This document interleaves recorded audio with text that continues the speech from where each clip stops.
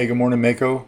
This is a quick demo video for you for your custom Lady Thor Bifrost etched Valkyrie by Carl over at Bolts of Valhalla. I hope I got all that right. This is installed with a Proffie. You've got this is a single saber.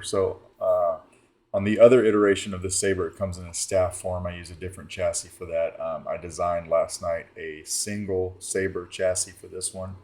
How do you get to that is you just want to open up the handle. So we'll take this off real quick, slide this out, and then this is what this looks like.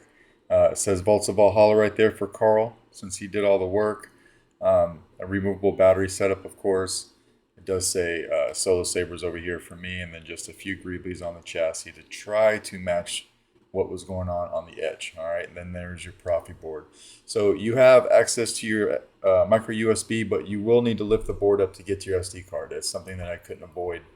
After you lift it up and put your sound fonts on, what I would suggest is just using a little bit of E6000 to hold your board down. But for right now, it's a nice press fit, so I didn't put any on there.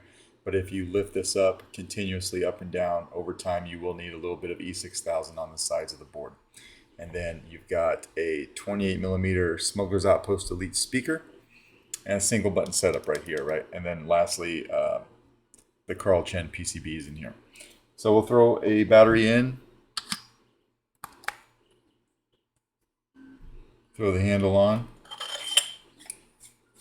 If I did this right, we're actually starting out on the Rainbow Blade because I know that's your favorite.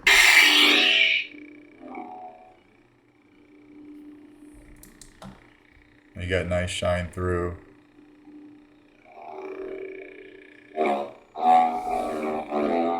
Twist off. I just used a standard one button config. I did put the twist off on there, obviously. What I did for blade retention is all four of your screws here, your two red screws here, and these two, they were all long.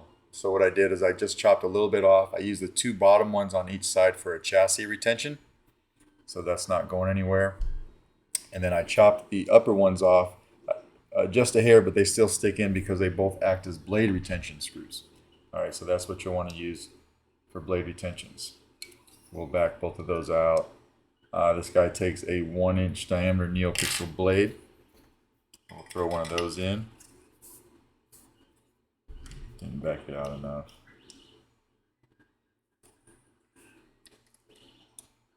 I chose to use both of them for blade retention so you didn't have to guess which was which.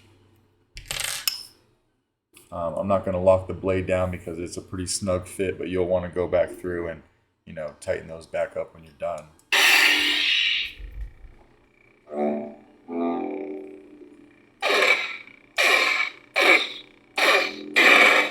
Blade blaster bolt deflex is just tapping the button.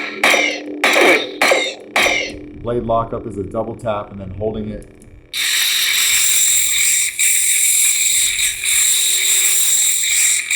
And it'll stay like that, of course, until you let go of it, right? And then we can twist off.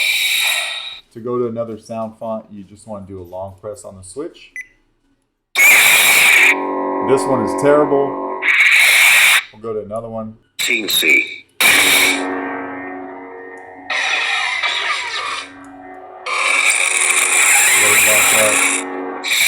We'll go to another one that it's easy to see the blade lockup on. Smooth Jedi. That's a good one. Very loud. Good flash on clash.